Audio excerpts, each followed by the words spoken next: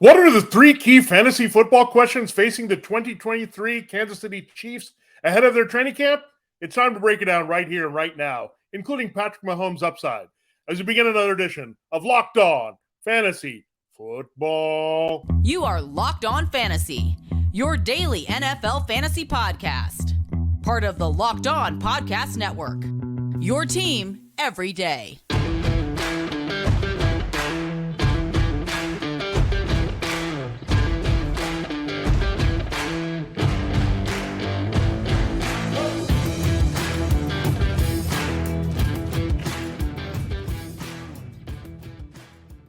Greetings, everyone, and welcome to another edition of the Locked On Fantasy Football Podcast. As usual, I'm your host, Vinnie Iyer, and I'm not doing this. I'm writing about NFL and fantasy football for sportingnews.com. It is time to break down the Kansas City Chiefs. The Super Bowl champions are up here, so we only have three more teams we're breaking down with the key questions. We've gotten through 29 teams, so check it out on our archives. Thanks again for making Locked On Fantasy Football your first listen today. Subscribe and follow for free wherever you get your podcasts. We also are part of the Locked On Podcast Network, your team every day, your fantasy football team every day. Yeah, it's an exciting time to break down the Chiefs. We know there's a lot of things we love about the Chiefs, including Patrick Mahomes and Travis Kelce for fantasy. They've been big-time league winners for us. Now, we want to explore the other things on the Chiefs, so we'll look at their backfield, look at their wide receiver core, and actually examine Mahomes again to see how high he can deliver here in fantasy football. So let's dive right into it and ask the question, can we trust Isiah Pacheco as a potential RB2 in fantasy? So someone we're definitely looking for here and seeing what his role could expand to. He had a pretty good year last year. He finished as a very valuable RB35, but he finished with RB27, so a little bit in that flex range. He wasn't doing much in the way of receiving. We know that part was not a big part of his game. Chiefs only have a limited number of vacated work in the backfield, 17 carries, 18 touches overall. That's all Ronald Jones, who had 92 yards and a TD from scrimmage to show for his numbers. Yeah, Isiah Pacheco was effective, not big touchdown score with 5, but ended up with this combined work to get 980 yards from scrimmage. So overall, a pretty good year, but really what hurt him was the fact that you had Jerick McKinnon, Clyde Edwards-Helaire. They also were pretty productive here. They got a lot of work there with the passing game, and you had 663 receiving yards for them, and they got 16 TDs as well. So a lot of backfield touchdowns on top of Patrick Mahomes throwing for 41 score. So looking at the Chiefs, they definitely have some rushing upside, right? That Isiah Pacheco can tap into more. It didn't take him too long to get a prominent role. He pretty much was a key guy over Edwards-Helaire and McKinnon.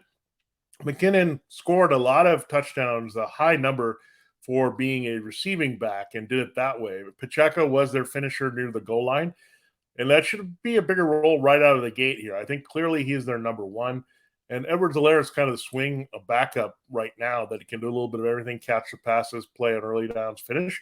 And then you have McKinnon, who's pretty much a dedicated pass catcher, an extra cog, a versatile weapon for the passing game for Mahomes. So we look at Isiah Pacheco in his real good spot here. He's ranked just outside the RB2s at RB27. I think that's kind of downgrading him a little bit. He finished, again, RB35. So interesting way to look at Pacheco and the bounce up here. Do you think you can get a few more points out of him to get into RB2 status in half-point PPR? Certainly. I think in standard leagues, he has a little bit more appeal there because he is a very productive straight-up runner. So you bump him up there. But when we look at half point, full point PPR, it comes down to Pacheco getting as involved as he was in the Super Bowl against the Eagles, really got targeted quite a bit in the playoffs as a receiver. So that was pretty key. It was surprising they brought back McKinnon here as a free agent. It was pretty late until they decided to do that, maybe to get a little bit of depth and realizing Ronald Jones wasn't being back in this backfield. So Edwards-Helaire, again, will have the limited role here. Pacheco, the highest scoring offense, they're pretty high on him. We also know Andy Reid's history, right? He's been committed to one back a lot of the times, whether it's been Jamal Charles or that type of receiving back or Kareem Hunt. So really comes down to, can they keep him on the field enough times to get that 250 touch mark where we're looking for consistent RB2 production. So everything lines up pretty well here for Pacheco. His talent is great. He's a strong power back with some burst and speed. And again, McKinnon limitations there. Edwards-Helaire has had plenty of chances to prove that he can carry load, and it hasn't really quite happened. And they're not really caught up on the fact that Pacheco is a 7th-round pick. Edwards-Helaire is a 1st-round pick, right? They don't care about that. They were looking for the most productive guy. And just like Hunt, as they got in the steal in the draft, they've been looking for a guy that can consistently do all the work, be versatile, stay on the field, and not telegraph what's happening, run or pass. And really, this team passes so much that we have to assume it's pass from Mahomes. So Pacheco's expanded role in the passing game helps. There's just too much available in that passing game to think that he's not going to get an expanded role, and you'll see a diminishing one for the other two backs. So, again, I like the floor that he had from last year. That's promising. I just don't think you can go beyond RB2 with him just because this is a passing team first. And, again, they're going to throw to other weapons here. So you're going to have limitations, a little bit touchdown dependent there for Pacheco to some degree. But, again, he can easily burst past 1,000 yards rushing here. The key is just getting enough of that supplemental production with the scoring and receiving to really put him up. And I don't think it's going to take that much based on what numbers are available here for him. So looking to maybe 300, 400 more yards there, maybe 2 or 3 more touchdowns in your business here as a RB2 with Pacheco. So really like that value right now. I would expect he climbs up a little bit in the rankings as we go through training camp and get toward the preseason. So there you have it. There's the first key question we wanted to ask of the Chiefs and try to get the best answer here before camp about Isiah Pacheco. We'll look at Kadarius Toney and the wide receiver core next, and then wrap up with a breakdown of Patrick Mahomes and what we can expect from him here in 2023. This episode of Locked On Fantasy Football is brought to you by eBay Motors. Our partners at eBay Motors have teamed up with us here on Locked On Fantasy Football, that's me, to bring you some of the best fantasy picks each week all season long. Whether you're prepping for a draft or scouting the waiver wire, every week we're going to provide you with players that are guaranteed to fit on your roster. So with draft prep underway for the upcoming season, let's see who I picked out for us here on this week's eBay Guaranteed Fit Fantasy Picks of the Week. This week we're going to focus on the turn, looking to make a smooth turn in fantasy football snake drafts. With the last pick in the first round, the first pick in the second round, you'll be guaranteed to have a winning 1-2 punch of workhorse power in your backfield when taking the Colts' Jonathan Taylor and the Browns' Nick Chubb back-to-back. While Taylor is a perfect rebound candidate and more run-friendly overall offense in Indianapolis, Chubb is also set up to dominate with more of the combined workload in Cleveland. I'm going to help you win your fantasy football championship, and eBay Motors knows a championship team is about each player being a perfect fit for your team and your vehicle. Same with your vehicle. eBay is guaranteed fit and more than 122 million parts and accessories for your vehicle right at your fingertips. You can make sure your ride stays running smoothly.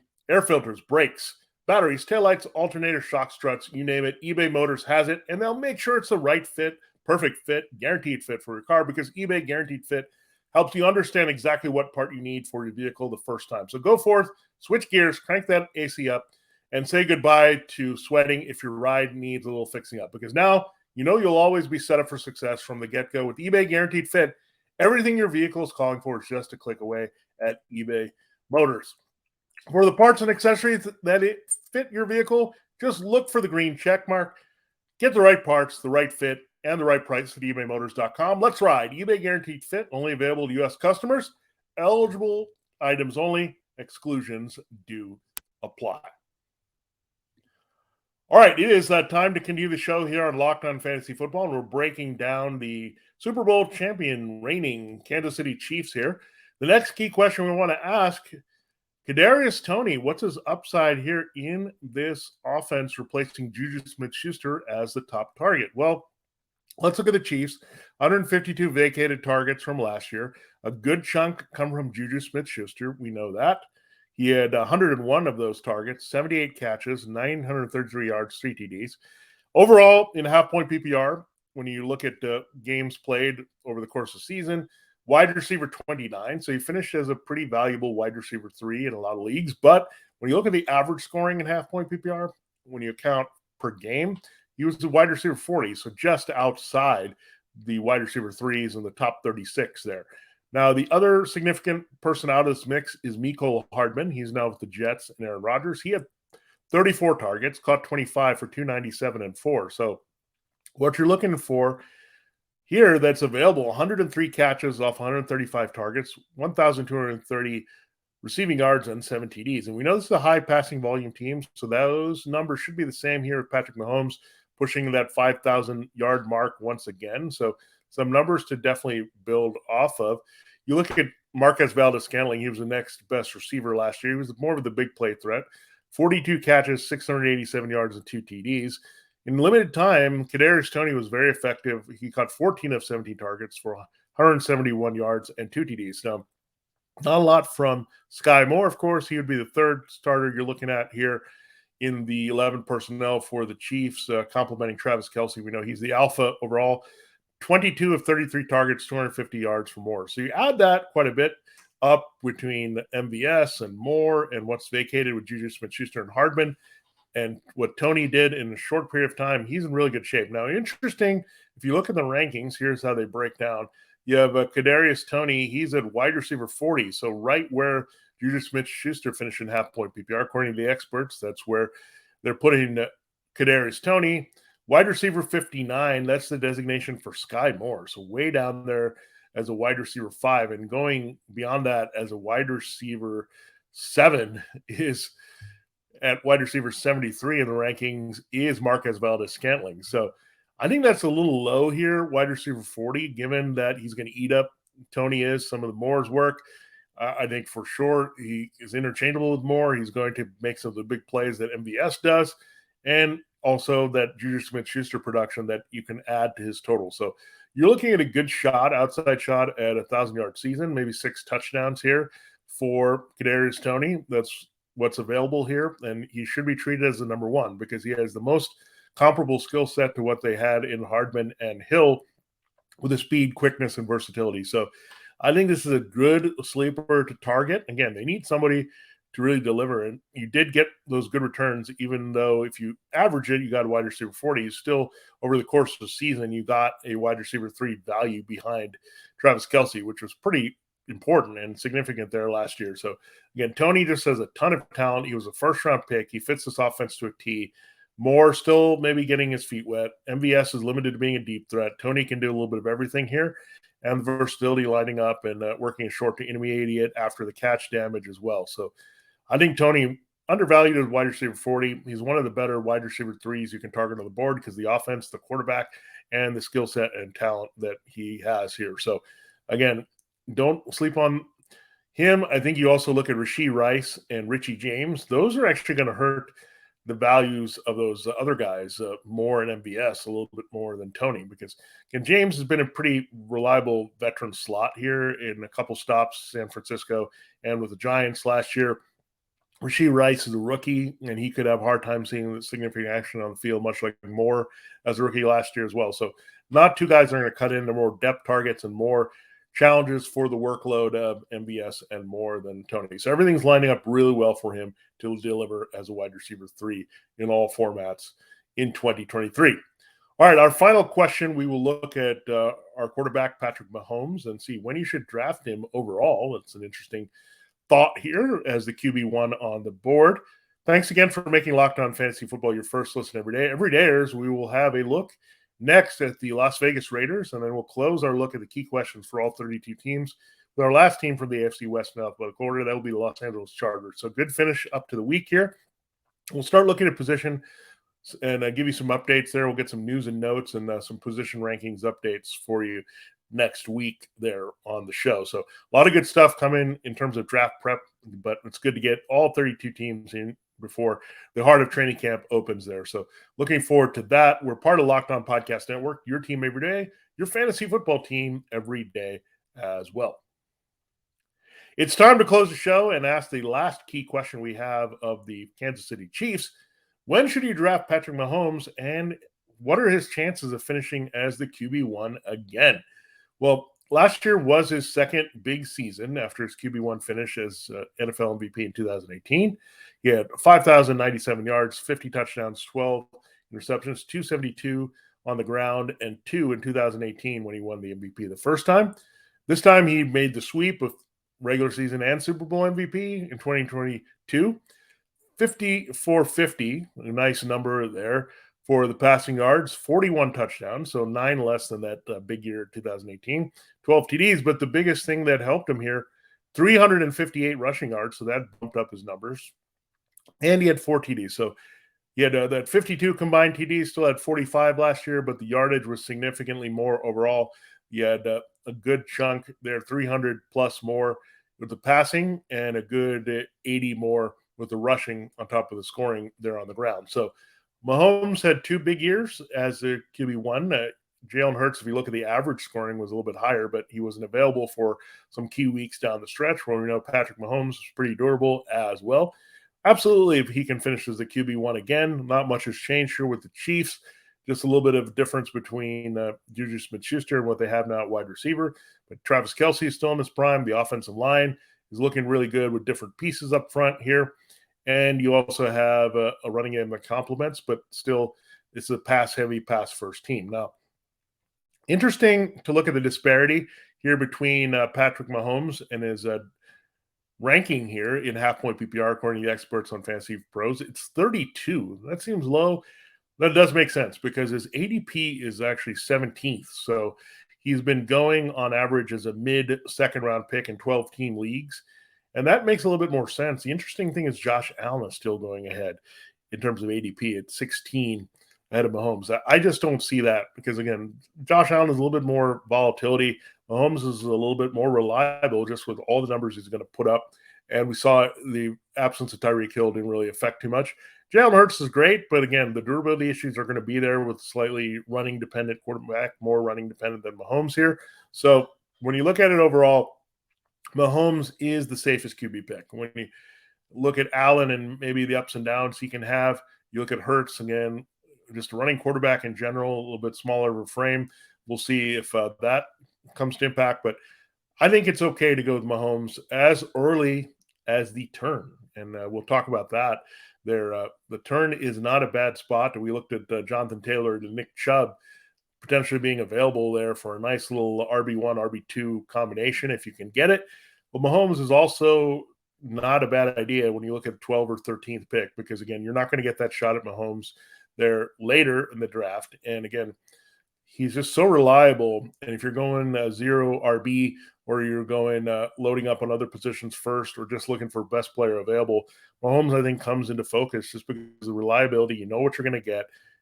And you're not sure of that with a lot of those running backs and wide receivers in the same range, including like a Travis Etienne, right?